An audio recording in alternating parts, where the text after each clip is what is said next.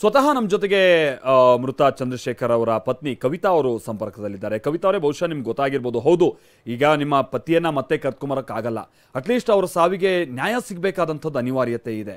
ಏನು ಹೇಳ್ತೀರಾ? ಈಗ ತಲೆದಂಡ ಆಗಿರುವಂಥದ್ದು ಇಬ್ಬರು ಅಧಿಕಾರಿಗಳು, ಅದಾದ ನಂತರದಲ್ಲಿ ಸಚಿವರ ರಾಜೀನಾಮೆ ತನಕ ಈ ವಿಚಾರ ಹೋಗಿರೋದು.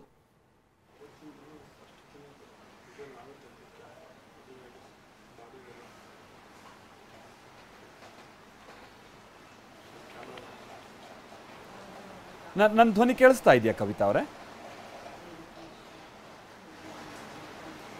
ಕೇಳಿಸ್ತಾ ಇದೆ ಸರ್. ಅದೇ ನಾನು ಹೇಳ್ತಾ ಇದ್ದೆ ಮೇಡಮ್, ಅಂದ್ರೆ ಈಗ ಹೌದು ನಿಮ್ಮ ಪತಿಯನ್ನ ಮತ್ತೆ ಕರ್ಕೊಂಬರಕ್ ಆಗಲ್ಲ, ಆದ್ರೆ ಈ ಪ್ರಕರಣಕ್ಕೆ ಸಂಬಂಧಪಟ್ಟ ಹಾಗೆ ಒಂದು ಗಂಭೀರವಾದಂತ ರೀತಿಯಾಗಿ ತನಿಖೆ ಅಂತೂ ನಡಿಬಹುದಂತ ಒಂದು ವಿಶ್ವಾಸ ನಮಗ್ ಕಂಡು ಬರ್ತಾ ಇದೆ. ನೀವೇನ್ ಹೇಳ್ತೀರಾ? ಅದನ್ನೇ ನಾನು ವಿಶ್ವಾಸವಿಟ್ಟು ಹೇಳ್ತಾ ಇದ್ದೀನಿ ಸರ್. ನಮಗೆ ಒಳ್ಳೆ ರೀತಿಯಲ್ಲಿ ತನಿಖೆ ಆಗಬೇಕು. SIT ಆದರೂ ಸರಿ, CBI ಆದರೂ ಸರಿ, ತನಿಖೆ ಆಗಬೇಕು ಸರ್. ಈಗ ಮೊನ್ನೆ ನಿಮ್ಮ ಮನೆಗೆಲ್ಲ ಬಂದು SIT ಹೇಳಿ ಹೇಳಿ ಮೇಡಮ್ ಹೇಳಿ.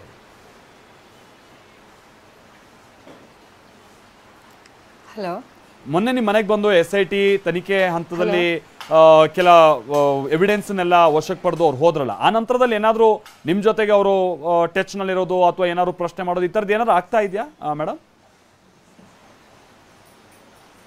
ಇಲ್ಲ ಸರ್, ಆ ರೀತಿ ಏನೂ ಇಲ್ಲ. SIT ಅವ್ರು ಯಾರು ನಮಗೆ ಇನ್ನು ಕಾಂಟ್ಯಾಕ್ಟ್ ಮಾಡಿಲ್ಲ ಸರ್. ಅದೇ COD ಅವರಿಗೆ ನಾವು ಲ್ಯಾಪ್ಟಾಪು, ಪೆನ್ ಡ್ರೈವು ಅದನ್ನೆಲ್ಲ ಕೊಟ್ಟಿದ್ದೀವಿ ಸರ್. ಅವರು ಅದಕ್ಕೆ ಫೋನ್ ಮಾಡ್ತಾರೆ ಸರ್, ಬಿಟ್ಟರೆ ಯಾರು ಫೋನ್ ಮಾಡ್ತಾ ಇಲ್ಲ ಸರ್ ನಮಗೆ. ಈಗ ಡೆತ್ ನೋಟ್ ಒಂದನ್ನು ಹೊರತುಪಡಿಸಿ ಉಳಿದಂಥದ್ದು ಏನಾದರೂ ಅನ್ಯಾಯ ಆಗಿದೆ ನಿಮ್ಮ ಪತಿ ವಿಚಾರದಲ್ಲಿ ಅಂತ ಏನಾದರೂ ಎವಿಡೆನ್ಸ್ ಇತ್ತಾ ನಿಮ್ಮ ಹತ್ರ? ಡಿಜಿಟಲ್ ಎವಿಡೆನ್ಸ್ ಈ ಥರದ್ದು ಏನಾದರೂ ಕವಿತಾ ಅವರೇ? ಸರ್ ಇಲ್ಲ ಸರ್, ಡೆತ್ ನೋಟ್ ಒಂದು ಬಿಟ್ಟರೆ ಬೇರೆ ಯಾವುದು ನಮಗೆ ಎವಿಡೆನ್ಸ್ ಸಿಕ್ಕಿಲ್ಲ ಸರ್. ಆದರೆ ಪೆನ್ ಡ್ರೈವನ್ನು ನಮ್ಮ ಎದುರುಗಡೆ ಏನು ಓಪನ್ ಮಾಡಿಲ್ಲ ಸರ್, ನಾವು ಓಪನ್ ಮಾಡಿಲ್ಲ. ಯಾಕಂದರೆ ಅದು ಕೋರ್ಟಿಗೆ ಸಬ್ಮಿಟ್ ಮಾಡುವಾಗ ಅದು ಫೇಕ್ ಆಗಿಬಿಡುತ್ತೆ ಅಂತ ಹೇಳ್ಬಿಟ್ಟು ನಾವು ಅವತ್ತು ಓಪನ್ ಮಾಡಿಲ್ಲ ಸರ್. ಅದನ್ನು ಪೆನ್ ಡ್ರೈವ್ ಸಮೇತ ನಮಗೆ ಅದರೊಳಗಡೆ ಏನಿದೆ ಅನ್ನೋದು ಸಮೇತ ನಮಗೆ ಗೊತ್ತಿಲ್ಲ ಸರ್. ಅದನ್ನು ಗೊತ್ತಿಲ್ಲ ನಮಗೆ. ನಮ್ಮ ಎದುರುಗಡೆ ಅದನ್ನು ಸಹ ನಮಗೆ ತೋರಿಸಿಲ್ಲ ಸರ್. ಹೇಗಿದೆಯೋ ಹಾಗೆ ಸೀಸ್ ಮಾಡಿ COD ತಗೊಂಡಿದ್ದಾರೆ ಸರ್. ಪೊಲೀಸರ ವಶಕ್ಕೆ ನಾವು ಕೊಟ್ಟಿದ್ದೀವಿ ಸರ್.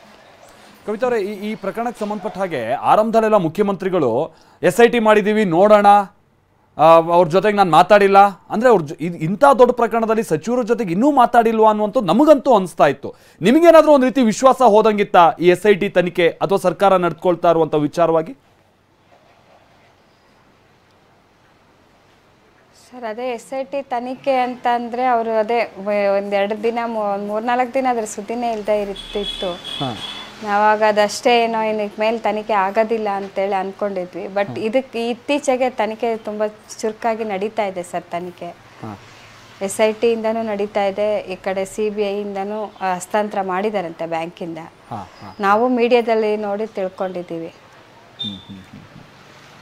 ಮೀಡಿಯಾ ಮುಖಾಂತರನೇ ನಮಗೂ ವಿಷಯಗಳು ತಿಳಿತಾ ಇದೆ ಸರ್. ಇನ್ನು ಯಾವುದೇ ರೀತಿ ವಿಷಯ ಯಾರಿಂದನೂ ನಮಗೆ ಗೊತ್ತಾಗ್ತಾ ಇಲ್ಲ ಸರ್. ಮತ್ತೊಂದು ಸಂಗತಿ ಕವಿತಾ ಅವರೇ, ಈ ಒಟ್ಟು ಪ್ರಕರಣ ನೋಡಿದಾಗ ನಮ್ಗೆ ಈಗ ಸಿಗ್ತಾ ಇರುವಂತಹ ಕೆಲ ಪ್ರಾಥಮಿಕ ಮಾಹಿತಿ ಪ್ರಕಾರವಾಗಿ ಒಂದು ರೀತಿ ಸಿನಿಮಾದ ರೀತಿಯಾಗಿ ಅನಿಸ್ತಾ ಇದೆ ಕವಿತಾ ಅವರೇ. ಯಾಕೆ ಅಂತ ಅಂದ್ರೆ, ನಿಮ್ಮ ಪತಿ ಈ ಪ್ರಕರಣಕ್ಕೆ ಸಂಬಂಧಪಟ್ಟ ಹಾಗೆ ಒಂದು ರೀತಿ ಅಮಾಯಕ. ನಿಮ್ಮ ಪತಿ ಯಾರ ಹತ್ರ ಹೋಗಿ ಮೇಲಾಧಿಕಾರಿಗಳ ಹತ್ರ ಕಂಪ್ಲೇಂಟ್ ಕೊಟ್ಟರೋ ಅವ್ರುಗಳೇ ಈ ಹಗರಣ ಮಾಡಿದ ರೂವಾರಿಗಳು, ಅವ್ರ ಸೈನಿಂದನೇ ಇದೆಲ್ಲ ಆಗಿರೋದು.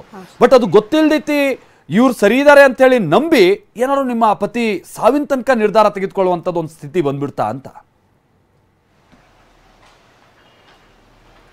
ಸರ್ ಅದೇ ಗೊತ್ತಿಲ್ಲ ಸರ್ ನಮಗೆ. ಅದೇ ನಾನು ಇವತ್ತಿಗೂ ಅದನ್ನೇ ಕೇಳ್ತಾ ಇರೋದು ಸರ್. ಆಫೀಸ್ ಬಗ್ಗೆ ನಮಗೆ ಮಾಹಿತಿ ಏನು ಮನೆಯಲ್ಲಿ ಹೇಳ್ಕೊಂಡಿಲ್ಲ ಸರ್. ಅವರು ಯಾವುದೇ ಮಾಹಿತಿನ ಆಫೀಸಿನ ವಿಷಯನ ಮನೆಯಲ್ಲಿ ಹೇಳ್ಕೊಂಡಿಲ್ಲ ನಮಗೆ. ಅದನ್ನೇ ನಾನು ಅವತ್ತಿಂದ ಕೇಳ್ತಾ ಇರೋದು, ಆಫೀಸಲ್ಲಿ ಏನು ನಡೀತು, ಹಗರಣ ಅಂತ ಬರೀ ಅಮೌಂಟಿಂದ ಒಂದೇ ಹಗರಣ ಆಗಿದೆ ಅಂತ ಹೇಳ್ತಾ ಇದ್ದೀರಾ ಸರ್. ಆಫೀಸ್ ಒಳಗಡೆ ಏನು ನಡೀತು ಅನ್ನೋದು ನಮಗೆ ಸತ್ಯ ಹೊರಗಡೆ ಬರಬೇಕು ಸರ್. ನಮ್ಮ ಮನೆಯವ್ರ ಸಾವಿಗೆ ನ್ಯಾಯ ಬೇಕು ಅಂತ ನಾವು ಕೇಳ್ಕೊತಾ ಇದ್ದೀವಿ ಸರ್. ಅಂದರೆ ನಮಗೆ ಗೊತ್ತಾದಂಥ ಪ್ರಕಾರವಾಗಿ ನೋಡ್ರಪ್ಪ, ಎಲ್ಲ ನಿಮ್ಮ ಕಣ್ ಕೆಳಗೆ ಆಗಿರೋದು. ಈ ಹಗರಣದಲ್ಲಿ ನೀವು ಕೂಡ ರೂವಾರಿಗಳು, ಅದೇನು ಮಾಡ್ತಿರೋ ಏನೋ ಹಣ ಹೊಂದಿಸಿ ಅನ್ನೋ ರೀತಿಯಾಗಿ ನಿಮ್ಮ ಪತಿಗೂ ಕೂಡ ಕೆಲ ಸೂಚನೆ ಬಂದಿತ್ತು ಅನ್ನೋದನ್ನ ಕೇಳ್ಪಡ್ತಾ ಇದೀವಿ. ಏನು ಹಣ ಹೊಂದಿಸಿ ಅಂದ್ರೆ 1 ಲಕ್ಷನ 2 ಲಕ್ಷನ 187 ಕೋಟಿ ಹಣ ಹೊಂದಿಸಿ ಇವತ್ತು ಪೇಪರ್ ಅಲ್ಲಿ ಬಂದಿತ್ತು ಸರ್. ಹತ್ತಿರ ಹೇಳಿ ಹೇಳಿ ಮೇಡಮ್ ಹೇಳಿ. ಅದೇ ಸರ್ ಈ ಥರ ಪೇಪರಲ್ಲಿ ಬಂದಿತ್ತು ಸರ್, ನಾನು ಇವತ್ತೇ ಓದಿದ್ದದು ಪೇಪರಲ್ಲಿ. ವಿಧಾನಸಭಾ ಇದಕ್ಕೆ ಅವ್ರಿಗೆ ಯಾರಿಗೂ ಮೀಟ್ ಮಾಡೋಕ್ಕೆ ಅವ್ರು ಕಾಂಟ್ಯಾಕ್ಟ್ ಮಾಡಿದ್ದಾರೆ. ಅದ್ರ ಕಾಂಟ್ಯಾಕ್ಟ್ ಮಾಡಿದ ಮೇಲೆ ನಿಮ್ಮ ಮೇಲೆ ಪ್ರೆಷರ್ ಹಾಕ್ತೀವಿ, ಇಷ್ಟೊಂದು ಅಮೌಂಟ್ ನೀವೇ ಕೊಡಬೇಕಾಗತ್ತೆ ಅಂತೇಳಿ ಪೇಪರಲ್ಲಿ ಬಂದಿದೆ ಸರ್. ಅದನ್ನು ಈಗ ಮಧ್ಯಾಹ್ನ 3 ಗಂಟೆಗೆ ನಾನು ಓದಿದ್ದೆ ಸರ್ ಅದನ್ನು. ಬೇಕು ಸರ್, ನಾನು ಒಂದೇ ಕೇಳ್ತೀನಿ, ಹೆಚ್ಚಿನ ತನಿಖೆ. ಇದು ಯಾವುದನ್ನು ಹೇಳ್ಕೊಂಡೇ ಇಲ್ಲ ಸರ್, ಅವ್ರ ಆಫೀಸ್ ವಿಷಯ ಯಾವುದನ್ನು ಮನೇಲಿ ಹೇಳ್ಕೊತಿರ್ಲಿಲ್ಲ, ಯಾವುದು ಹೇಳ್ಕೊಂಡಿಲ್ಲ ಸರ್. ಆಫೀಸ್ ವಿಷಯ ಯಾವುದನ್ನು ಮನೇಲಿ ಹೇಳ್ಕೊಂಡಿಲ್ಲ ಸರ್ ಅವರು. ಈಗ ಏನಾದರೂ ಭಾಳ ಪ್ರೆಷರಲ್ಲಿ ಇದ್ದಾರೆ, ಏನೋ ಸ್ವಲ್ಪ ಸಮಸ್ಯೆ ಆಗಿದೆ, ಅವ್ರ ನಡವಳಿಕೆ ನೋಡಿ ಏನಾದ್ರು ಅನುಮಾನ ಬಂದಿತ್ತಾ ಮೇಡಮ್ ನಿಮಗೆ? ಸರ್ ಈಗ ನಮಗೆ 1.5 ತಿಂಗಳಿಂದ ಮನೆಯಲ್ಲಿ ಸ್ವಲ್ಪ ಅನುಮಾನ ಬಂದಿತ್ತು ಸರ್. ಅಂದರೆ ನನಗೆ ಆಫೀಸ್ ವಿಷಯ ಅಂತ ಗೊತ್ತಿಲ್ಲ, ಒಟ್ಟು ಅವರು ಸ್ವಲ್ಪ ಆರೋಗ್ಯದ ಸಮಸ್ಯೆ ಇರ್ಬೋದಾ ಅಥವಾ ನಾವು ಆ ರೀತಿ ಯೋಚನೆ ಮಾಡಿದ್ವಿ ಸರ್.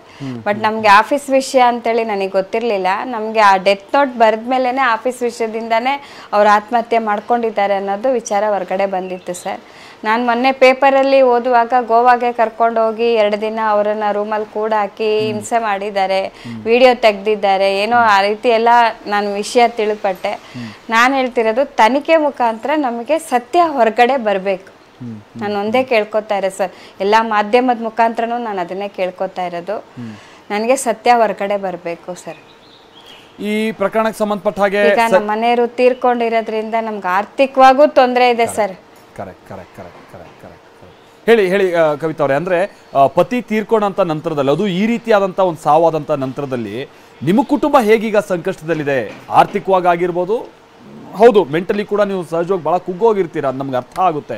ಧೈರ್ಯ ತಗೊಳ್ಳಿ ಅನ್ನುವಂಥದ್ದಷ್ಟೇ ನಾವು ಈ ಸಂದರ್ಭದಲ್ಲಿ ಹೇಳ್ಬೋದು. ಬಟ್ ಆರ್ಥಿಕವಾಗಿ ಏನೇನು ಹೊಡೆತ ಬಿದ್ದಿದೆ ನಿಮಗೆ ಅಂತ ಹೇಳಿ?